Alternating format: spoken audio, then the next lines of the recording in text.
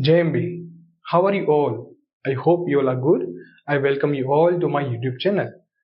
My name is Prince Ranpara. I am a PhD scholar in the Department of Chemical Engineering at the Indian Institute of Technology, Ropar. So in today's lecture, we'll discuss the understanding of the derivations of the general mole balance equations.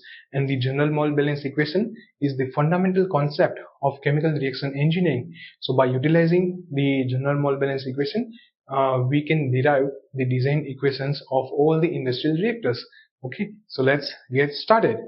So let's say firstly we'll understand the diagram which represents the mole balance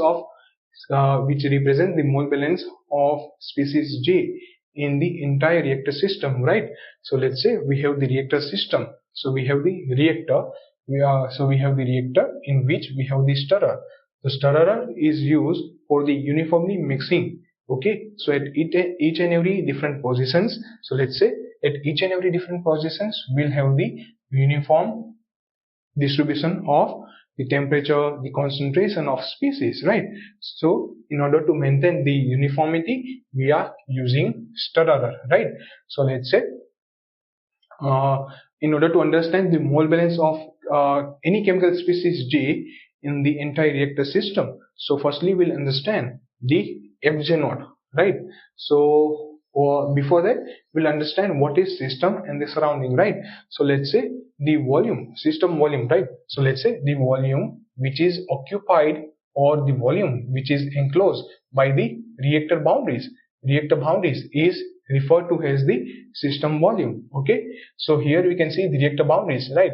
The black line, the black outline of the reactor is referred to as the reactor boundaries, and the volume is this entire volume which is enclosed by the reactor boundaries is termed as the system volume. Okay, and the space beyond the reactor boundaries, beyond the reactor boundaries is defined as the surrounding, right?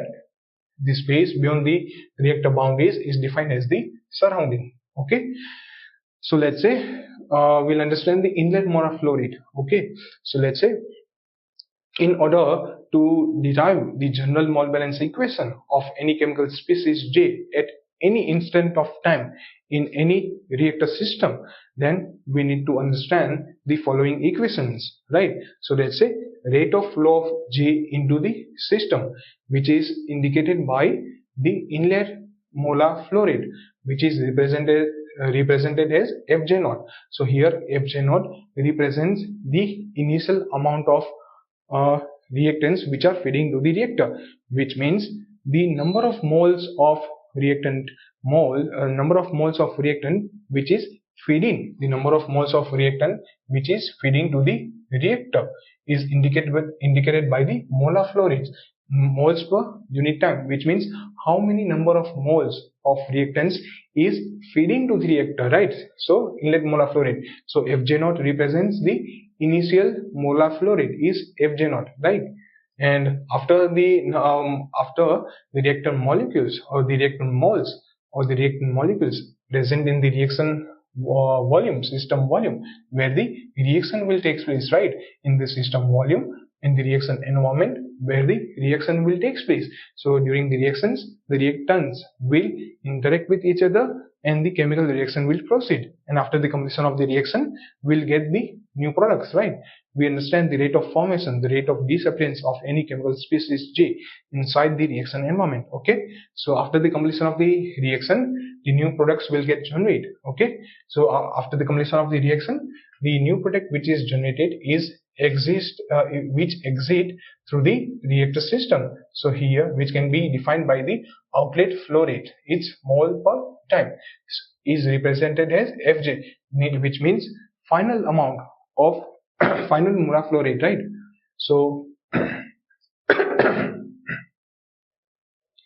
final molar flow rate, right, which means the Fj, right, which means the how many number of moles of new products which exists the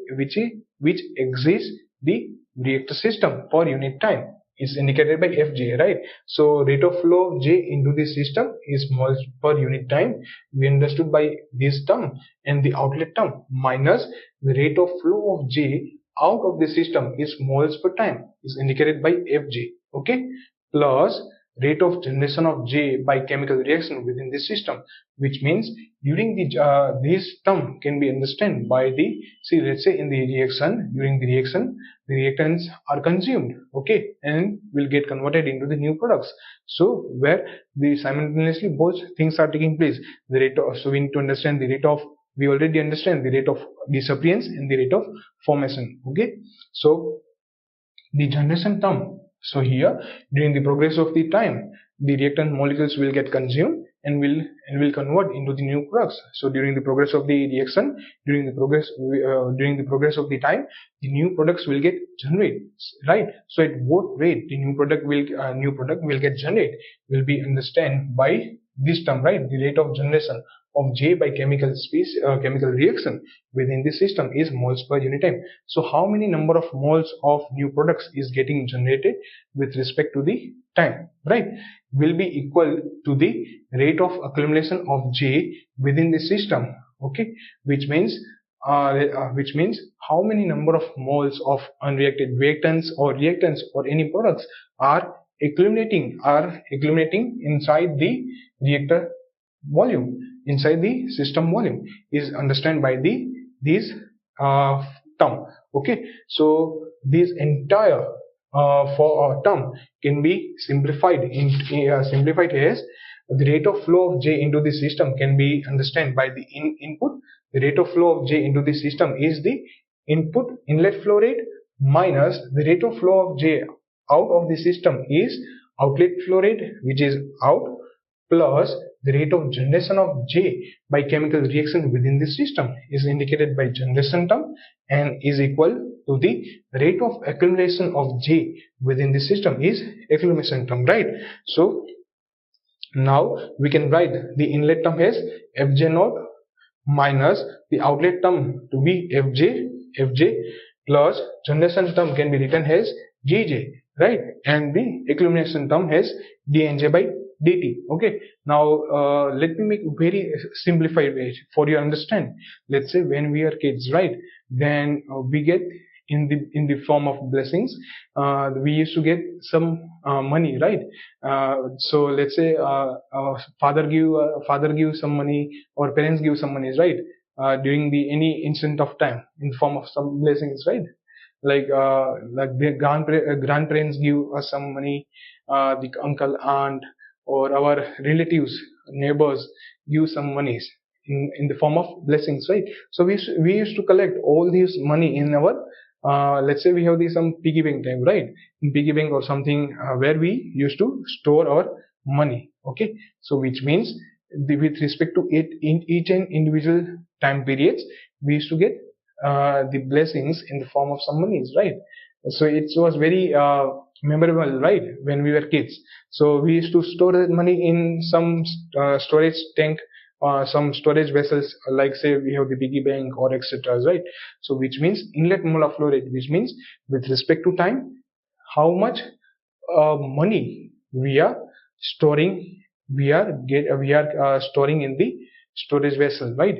So is called the inlet molar flow rate and outlet molar flow rate, which means after a certain period of time we have sufficient amount of collection of the money, okay. Then we used to say to our parents, like we want to purchase something which we are liking for, right, which we like we want to purchase this thing, so can we means we used to request them. Then if they are agreeing, then we take some of amount from our storage money which we have stored, right. We used to take some amount, so it's called the outlet flow rate.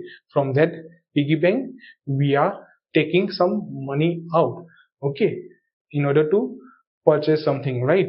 So it's called the outlet flow rate. So with respect to time we used to take withdraw some money from our storage unit, okay.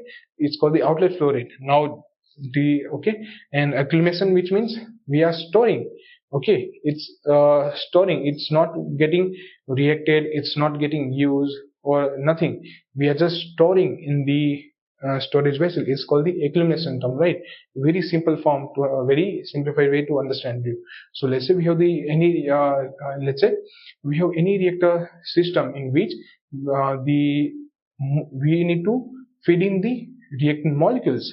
Okay, so first it's called the inlet molar flow rate, and after in the reaction environment, the reaction will take place.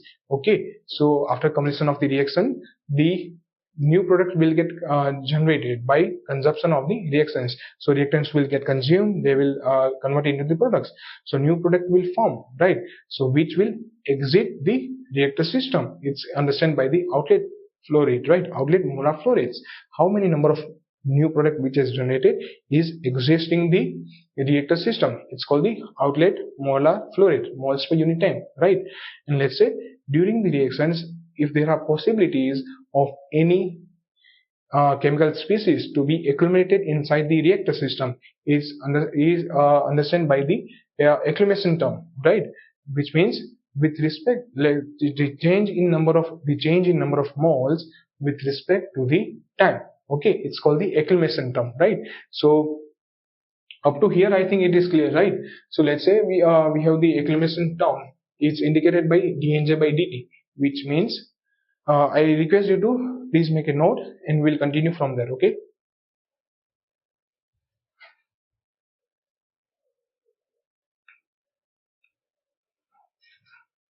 I hope you have made the note. Let's say now we'll understand. See, let's say here firstly we'll understand what is the nj terms, right? So nj represents the number of moles of any chemical species. Okay, uh, the number of moles of any chemical species. Okay, and the term accumulation, which means dnj by dt, which means the rate of the rate at which any chemical species is accumulated inside the reaction in the reaction volume or the system volume with respect to time is indicated by the accumulation term, which means the rate at which the number of moles of any chemical species is accumulated inside the reaction volume, right?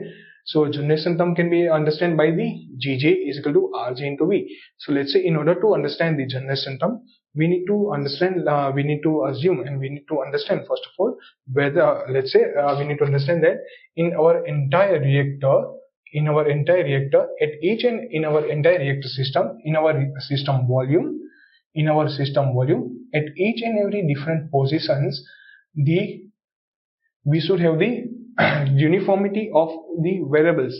Like in order to understand the generation term, we need to understand, let's say if all the variables are spatially uniform, right? If all the variables are spatially uniform, so system, if all the uh, system variables like the temperature, if you are using the catalyst, then catalytic activity, or if you are using the some solid phase, some liquid phase or the gaseous phase, or any phase of reactions, right? Any reactants feed, so which means concentration of species, right? So let's say if all the system variables like temperature, catalytic activity, or concentration of species to be spatially uniform throughout the system volume, which means at each and every position, all the variables should be uniform, which means at each and every position of the system volume, the temperature should be uniform, the catalytic activity should be uniform, and the concentration of species should be uniform throughout the entire volume. Okay, so the entire volume. So the generation term can be represented as the rate of generation of species J with respect to the volume V. Okay, so generation term is the product of the rate of formation of J with respect to the volume V, right? So for the entire volume V, the rate of generation is the multiplication, the generation term is the product of rate of generation of species J with the volume, right? So let's say the generation term Gj, the units are moles per unit time, right? How many number of moles is generated, okay, with respect to the time? So moles per unit time. The rate of formation of any chemical species already understand in our previous lecture, right? The rate of generation can be defined as the rate of reaction can be defined as the change in number of moles with respect to the unit time with respect to the volume. So units are moles per unit time per unit volume, okay, and volume, its unit is volume, right? So let's say now volume will be cancelled from the numerator and the denominator. So we'll get the same units on both the sides. Left hand side we have moles per time, and in right hand side also we have moles per time, unit time. Okay, so likewise we have balance the generation equation, right?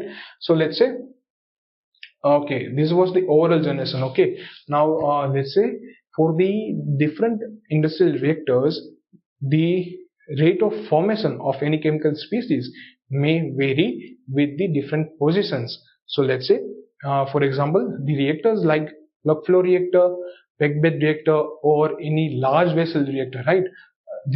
Any large vessel reactor. So for what will happen? So at different positions, at different position and time, the rate of formation of species J will vary. So in order to account all these things, we are accounting all these things, and we are modifying the generation term. Okay, so let's say we are zooming in this system volume. So this is our system volume, right, in which the reactions takes place, right, which is enclosed by the reactor boundaries. Okay, we have the inlet molar flow rate as Fj0, and we have the outlet molar flow rate as Fj, right, and we have the volume of the reactor, right, and this is this volume enclosed by the reactor boundaries is this system volume. Okay, so in this system volume, in the reaction environment where the reaction takes place, so we are zooming and we are seeing at very microscopic level, right, at very microscopic level, right? So we are zooming in and we are analyzing at a very tiny level. Okay, so what we are doing, this entire volume, system volume V, we are dividing into infinitely very small tiny volume, okay, indicated by delta V. Okay, so let's say in order to account for all the reactor systems and to make the general mole balance equations to be universal and to be applicable for all the reactors, industrial reactors, then we need to modify this equation and we need to understand how we are doing it. Okay, so let's say the volume which is being enclosed by the reactor boundaries. So we are zooming in and we are seeing. So let's say we have the position 1 and we have the position 2. So likewise we can have n number of positions, right? So at position 1 we have the infinitely sub volume of delta V1. So this is the sub volume of delta V1, and at position 2 we have the sub volume of delta V2, right? So in this volume, the rate of generation of any chemical species J is Rj1. Okay, and in this sub volume of delta V1, the rate of generation is uniform. Okay, at position 2 we have a very infinitely small volume indicated by delta V2, and in the infinitely very small volume of delta V2 where we have the rate of generation of species J is Rj2, and in this infinitely small volume delta V2, the rate of generation of species J2 is uniform, which means we are trying to subdivide the entire volume into very infinitely small sub volumes, right? We are trying to divide the entire volume into sub volumes and we are trying to analyze. Okay, so how the rate of generation will vary with the position with respect to time. Okay, so let's say, so this figure we are analyzing the dividing the sub volume. Okay, so we understood. Okay, so let's say if you want to write the generation term at position 1 where we have the delta V1, okay, so we can write delta GJ1 is equal to Rj1 into delta V1. So we already know the formula, right? Gj, the generation term, is the multiplication of the rate of formation into the volume. So for this at first position, the rate of generation is indicated by delta Gj1 is equal to Rj1 into delta V1. Okay, at the second position where the rate of generation is the delta Gj2 is equal to Rj2 into delta V2. Okay, now let's say with respect to each and every different positions, we'll have different volumes. So for each individual volumes, we are trying to analyze the total generation rate, right, which is indicated by Gj. So Gj indicates the total generation rate, overall generation rate of species J, okay, which is the summation of all the rate of formation of J with respect to the subvolume V, right? So total generation rate is indicated by Gj of any chemical species J is the multiplication of, or is the summation of, all the rate of generation of species J with respect to the subvolume delta V. Okay, so we are just adding all the terms, right? So let's say, and now the third and fourth equations, where we are just trying to apply the mathematical formula, right? Simple way. So let's say we have the n number of, so let's say the summation I is equal to 1 to n, which means if we have n infinitely small volumes at different positions, okay, so the rates will be different, right? With respect to delta V1, we'll have Rj1. With respect to delta V2, we have Rj2. So with respect to any delta V, we have the different rates. But for that for that volume delta V, we'll have the for that delta V1, we will have the uniform rate of generation. For delta V2, we will have uniform rate of generation of Rj2, right? So we need to account for all these entire subvolume, right? Then we can account likewise. So in order to understand the total rate of generation in the entire reaction volume, can be understood by the summation of all the rates of generation of species J with respect to the position and with respect to the subvolume delta V. Okay, and we can convert the third equation by using the mathematical integral term. Gj is equal to integration of Rj into dV to the entire volume, right? So where we are dividing the entire volume into a very infinitely small part, so the limit tends to 0, right? So we can just convert the equation 3 into a very simple form, and by using, now we'll substitute this fourth equation in the first equation, right? In the place of Gj, we'll write this fourth equation, right? Then the final term will be Fj naught minus Fj plus Gj is equal to dnj by dt. So in the place of Gj, we'll try to replace the fourth equation. So Fj naught, so let's say Fj naught minus Fj plus, we are writing this term Gj, integration of Rj into dV, and the limits are up to entire volume V, right? So we have derived the final form of general mole valence equation, right, which is Fj naught minus Fj plus integration of Rj into dV to the entire volume V is equal to the accumulation term dnj by dt. So Fj naught represents the inlet molar flow rate, Fj represents the outlet molar flow rate, and integration of Rj dV, which represents the rate of generation of chemical species in the entire system volume, right, will be equal to the accumulation term, which is indicated by dnj by dt. So this is a basic equation for chemical reaction engineering, right? Is the general mole valence equations. So in the further upcoming lectures, we will dwell more deeper into understanding of the fundamental derivations of, by utilizing the general mole valence equation, we'll try to derive the design equation of each and industrial reactors, whether it is a batch reactor, semi-batch reactor, continuous stir tank reactor, plug flow reactor, packed bed reactor, fluidized bed reactor, or bioreactors, right? So I hope you have understood, and I have tried my best to make it very simplified in order to make you understand the fundamental concepts of the general mole valence equation and its derivation and its importance in order to derive the design equation of all the industrial reactors, right? So if you have any questions, then feel free to comment below. I will try my best to reply to your comments, okay? And so until then, stay focused, keep learning, and stay curious. Thank you for watching my video. GMBE.